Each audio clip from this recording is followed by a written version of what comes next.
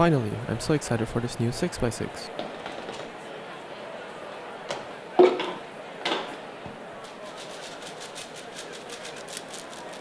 It's a bit dry. Competitor number 68, first gen Fashoda.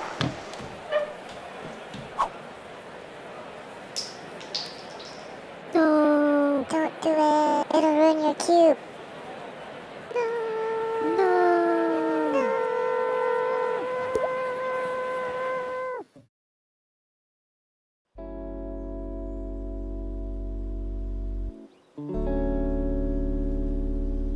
Hey guys, I hope you enjoyed that little skit I did.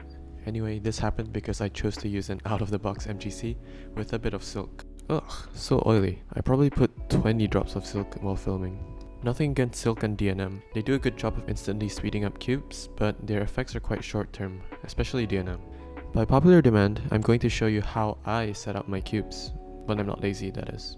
First, let's get rid of these, and bring out this suspicious bottle which has Traxxas 50k in it. You can also use any other heavy lube that you have. But before actually lubing the cube, I like to listen to what William Senpai said a few years ago and wash the cube with soap.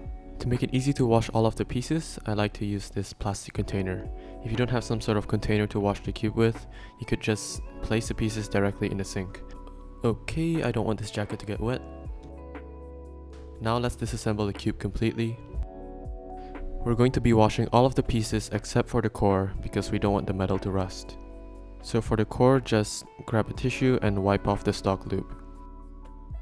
Now that the core is clean, let's wash the pieces. Okay, let's rinse the pieces first. Add some soap. Swirl it around for a bit to make sure that all of the pieces are participating. Finally, filter out the water. Just repeat this process a couple of times until you feel that the cube is clean.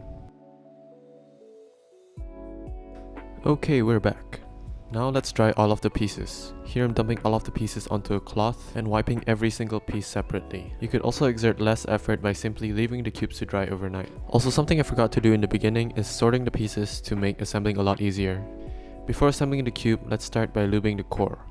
Unscrew the screw, drop a bit of heavy lube on the spring, and screw it back in. Tighten the screw until it is flush with the centerpiece to ensure consistent tensions on all 6 sides. For even layered cubes, lube the square thingy. Not only does this make turning smoother, the lube acts as a glue to stick the square to the centerpiece. Now it's easy to tell which centers are already done. Repeat these steps on all 6 sides. Here's a nice trick that Wen taught me. Straighten the plus sign like this so that tensioning can be done precisely in 90-degree increments. Alright, now that the core is done, let's start assembling. For the first few pieces, I like to use a bit of lube to keep them together.